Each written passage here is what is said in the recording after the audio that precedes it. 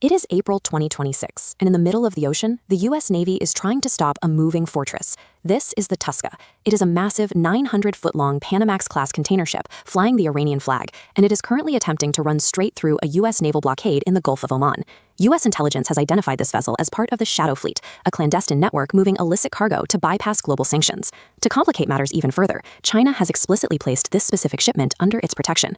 For 6 straight hours, the Tuska's crew ignores every warning and radio directive from American forces. But the Navy cannot simply sink the ship. Between the immense intelligence value of the cargo and the risk of a massive environmental disaster, the vessel must be taken intact. The commanders are operating in a tactical vacuum. They must deploy force specifically to arrest the vessel's movement on the high seas while avoiding the destruction of the platform. With the vessel refusing to comply, the USS Bruins, a heavily armed guided missile destroyer, moves into position. Their strategy is a highly calculated surgical strike aimed directly at the Tuska's engine room. To deliver that precise disabling force, the Bruins relies on the 5-inch Mark 45 naval gun. This artillery system is capable of firing up to 16 explosive rounds per minute.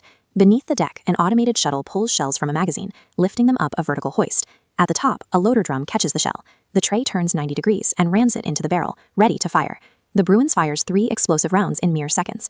They slam into the machinery space, blowing a precise hole that instantly kills the ship's propulsion while keeping the hull buoyant. In an instant, that surgical artillery strike neutralizes the immediate flight risk. The target transforms from a hostile fleeing vessel into a stationary steel island adrift in the ocean.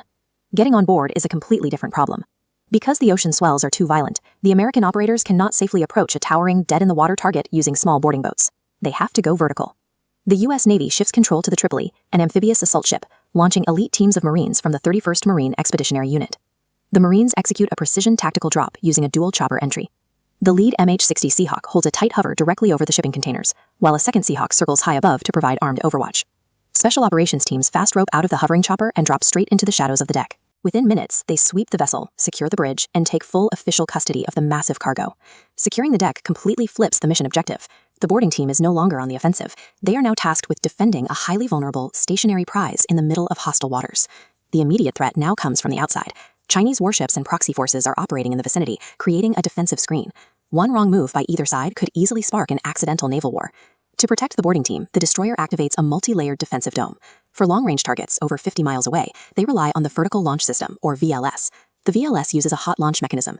As the missile ignites inside the cell, the extremely hot exhaust gases are directed upwards through a designated parallel vent, allowing the missile to launch cleanly and independently from the hull. For incoming drones or small boats that breach the 10-mile mark, the ship turns to the Phalanx close-in weapon system, guided by its specialized Ku-band tracking radar. Once the software locks on, the Phalanx engages. It expels 4,500 rounds per minute from its 20mm Gatling gun to physically shred incoming threats. If an enemy fires a subsonic sea-skimming missile designed to fly low and evade standard radar, the autonomous CRAM defense system takes over. It fires lightweight RIM-116 infrared homing missiles to intercept the target right above the ocean surface.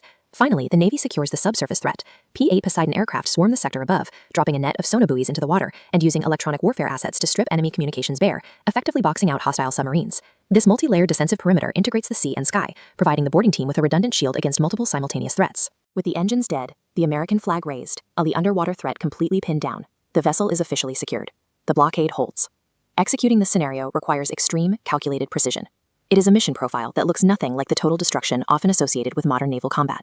Every phase of this operation demands automated artillery, layered radar networks, and elite tactical operators, all acting in perfect unison to neutralize a massive threat while keeping the prize perfectly intact. True geopolitical supremacy is the ability to force an adversary into compliance without triggering a catastrophe.